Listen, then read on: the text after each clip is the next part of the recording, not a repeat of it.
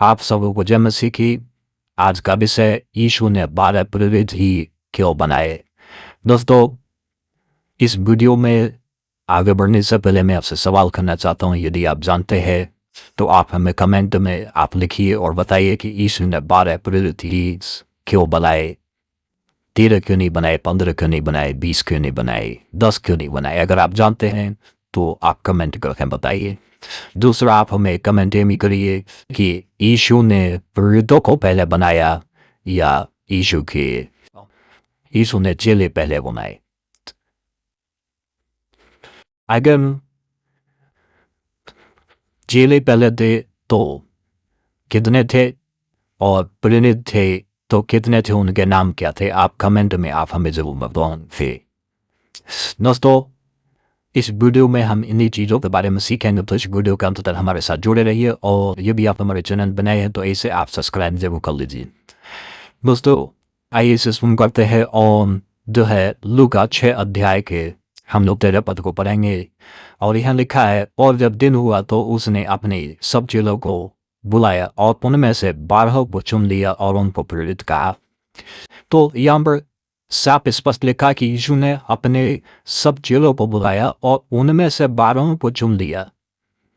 या ऐसे नहीं लिखा है इसमें कि यीशु ने अपने 10 चेलों को बुलाया और उसने उनको चुन लिया और उसने उनको प्रेरित कहा। ऐसे लिखा है कि यीशु ने सब चेलों को बुलाया और उनको जो है बुलाकर उनमें से 12 चेलों को चुन लिया और उनको उसने प्रेरित कहा।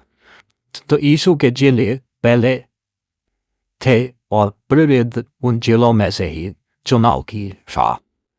दोस्तों, आप हमें कमेंट करके बताइए। सवाल मैंने आपके लिए छोड़ा कि कितने चेले थे। मैंने आपको ये बताया कि यीशु मसीह ने जो है 12 प्रेरितों को चुनाव किया और पहले चेले थे, चेलों में से यीशु ने प्रेरितों को चुनाव किया। मैंने पद सहित बताया, लेकिन आप कमेंट करके बताइए कि यीशु मसीह के चेले थे तो कितने थे प्रेरितों से पहले। दोस्तों, 12 प्रेरितों की कहानी काफी जो है बेदवारी है।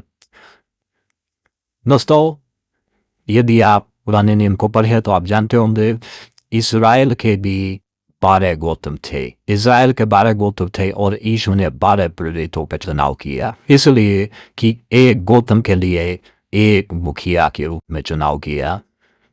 और 12 प्रेरितों को लिए उसने एक एक गोत्र में एक एक जिले को जो है प्रमुख ठहराया, प्रमुख बनाया कि वो एक एक गोत्र में एक एक चेला, एक एक प्रेरित काम करे।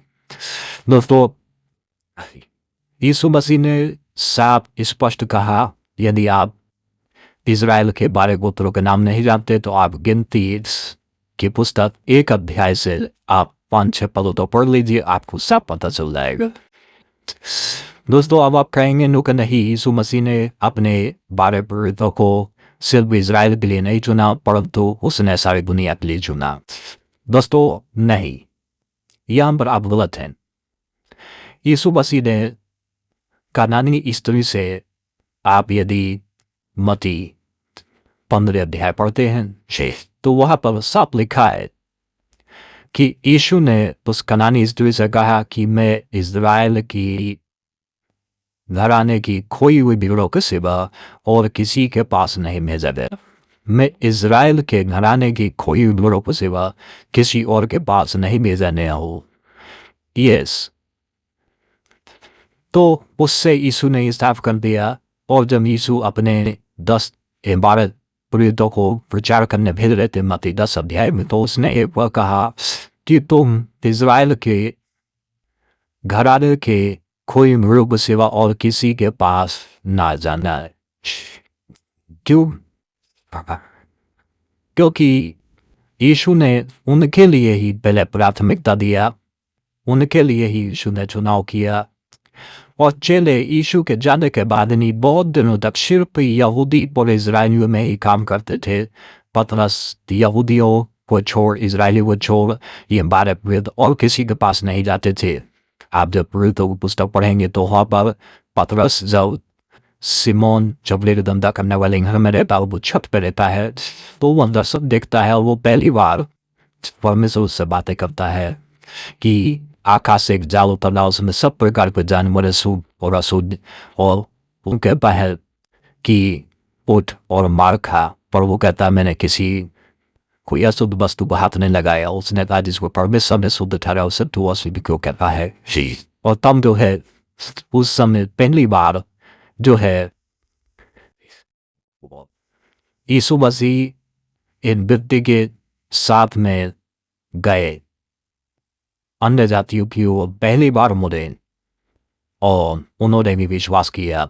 लेकिन वो समय तक ये प्रथा बनी रही कि चेले जो है उन्हीं लोगों में काम करते रहे, अर्थात यहूदी और इजरायलियों में ही।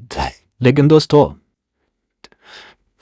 यूहन्ना रचित सुसमाचार एक अध्याय में जब आप पढ़ते हैं तो वह साफ लिखा है कि वो अपनों के घर आया और उसके अपनों ने उसे ग्रहण ना किया। दोस्तों यीशु आया तो अपने घर, लेकिन उन्होंने यीशु के लिए अपने घर के दरवाजे नहीं खोले, अपने दिल के द्वार नहीं खोले, हृदय के द्वार नहीं खोले। जब वो के द्वार पे गए उन्होंने उसका विरोध किया। जब उनके हृदय को खटखटाया उन्होंने उसका विरोध किया, इसीलिए उन्होंने उसको क्रूस पे चढ़ा दिया।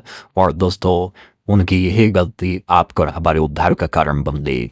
अदरवाइज हम पहले नहीं, हम बाद में बचाए जाते, पहले वही बचाए जाते, लेकिन उनका इनकार करना जगत को उद्धार का कारण बन गया। दोस्तों आज की वीडियो में इतना ही। हमारे साथ जुड़ने के लिए